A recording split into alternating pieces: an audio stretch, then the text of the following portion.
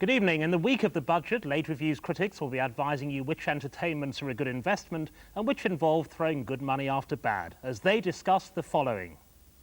I need permission to leave the country so I can keep my job. Good women and bad mothers.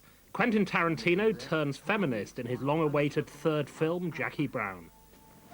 Well, you know what we want. If I'm working, I can help you. Help us do what, Jackie? Help you get Ordell Roby.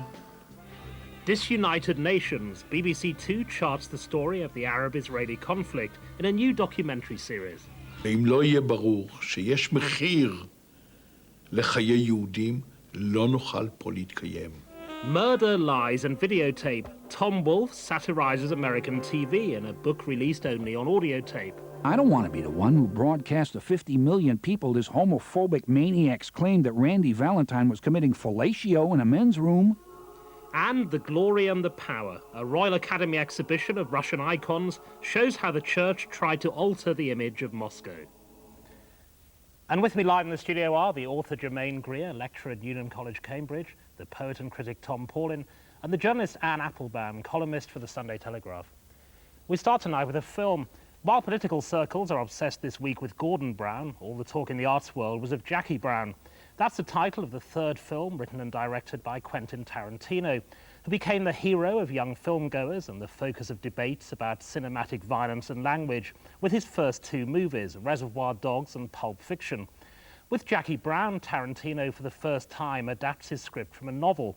It's based on Rum Punch by the crime writer Elmore Leonard, and has used a largely black cast, including Pam Grier and Samuel L. Jackson, in a thriller involving an air stewardess who supplements her income by smuggling currency from Mexico. The way I see it, you and me got one motherfucking thing to talk about. One thing. And that's what you are willing to do for me.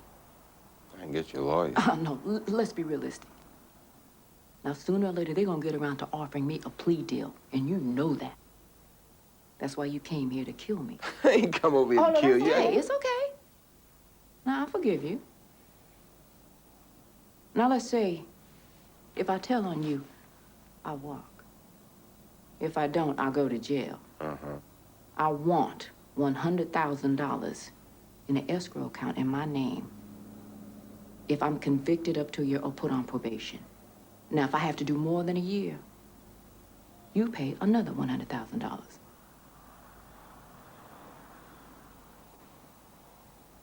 I can do that. But you know I got that problem, and all my money is In Mexico. Right. Well, I've been thinking about that, too. And I got me an idea. Well, let me hear that.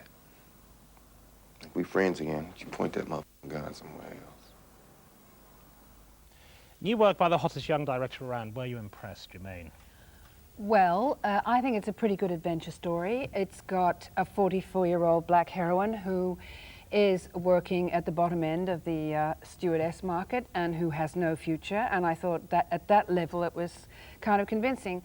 And I've also known black women pretty like Pam Grier at that age. The only thing is she didn't have family. I don't get black women without family at that age, but never mind. And it's a pretty good adventure story. The only thing is, I thought that it just made too big a movie because the sequences were held for so long, because Tarantino was so self-indulgent with it. He kept, I don't, for example, know why we have to see the climactic scene 3 times over, you know, because it could have been, the story could have been told once. He's trying to give it epic dimension when in fact it's just a pretty good and fairly unconvincing ultimately adventure story, because there's no in the way in the world that Fox would have got off. He shows the ending 3 times from different perspectives, which I suppose is what he's trying to play with. Tom Paulin, the word mother is used a lot in this film, appropriately for the week of Mother's Day. Were you impressed by it? I thought it was terrific. I've been dreading going to see it because I'd had to review Pulp Fiction a while back, and so I thought this would be another empty, kind of nihilistic movie.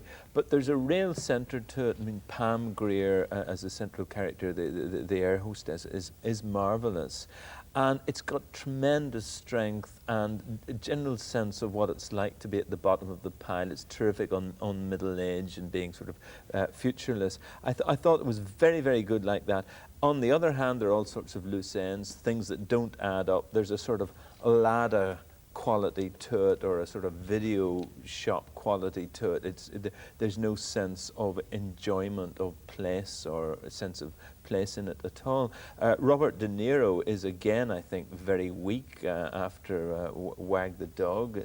It's another bad part, I think, and he's sort of into himself, is no good in it. But it's very interesting, and a curious thing about films now is there are almost no sex scenes, but there's lots of smoking. There's tremendous amounts of smoking, and there's a brilliant moment in it where Pam Grier reaches to get cigarettes in the glove compartment, but there are no cigarettes, and then that leads to the climactic scene, which is just before the one we've been watching, which is fantastic. Well, before we get into Tom's grand theory that smoking has replaced sex in cinema, Anne, what did you make of it? I also enjoyed it, also partly because I so hated all of his previous films. I thought I couldn't actually sit through them. One, I think I returned to the video shop after not being able to watch it, and one, I think I actually walked out of the cinema. And I thought this was a real triumph of sort of a plot and characters over random violence, which is what his films have always been about.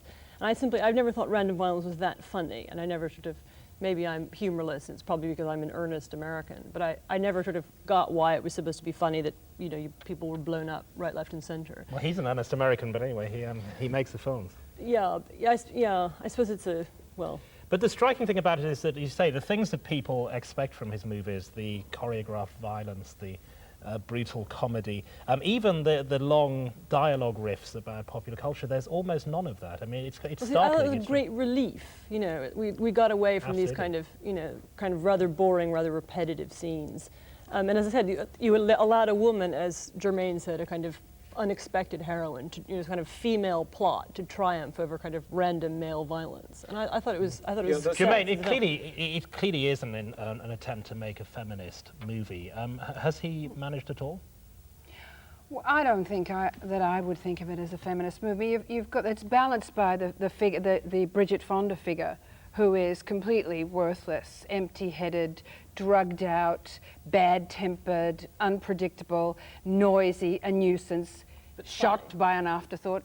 Fairly funny. I disagree with you about place. I really think it is a film about that particular part of Los Angeles. I thought it had a very strong sense of where the shopping malls and the parking lots. It's very good on the placelessness and the strangeness and the alienation of shopping malls. Actually, it's very good on that. Yeah, I take it back. Yes. So indeed, it has got a sense of yes, place. The other unexpected thing about it, Tom, is this central romance between the Pam Grier character and this very square Bond salesman. Sells bail bonds.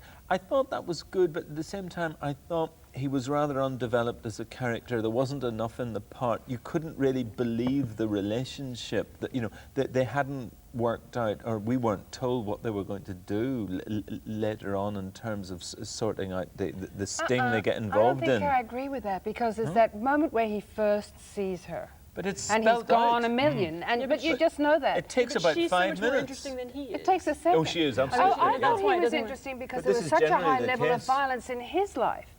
Because the message to me seemed to be that if you're not prepared to fight your way out of a hole in that part of the world, you don't survive. He was an astonishingly violent man, but it was all contained. Let's talk about the violence, because that's important, because again, the thing people expect, it does look as if Tarantino's recanted on the violence, at least in this film, because it's done so deliberately. It's done out of view. All the killing Shakespearean. is. Yeah. All the killing is off scene, and that's you see one. That's how violence should be. But compared to his earlier films, that's part of the joke. You're right. I mean, it's very important that long sequence of the bodybuilding women with the automatic weapons, and that sends the whole thing up so that you know that the violence has become a kind of burlesque. And so you have Ordell. You never know if Ordell is really a hard man or if he's actually a cream puff. And in the end, he's probably... Yeah, but that's part of the Tom, the other thing about it is you've often criticised films for this in the past.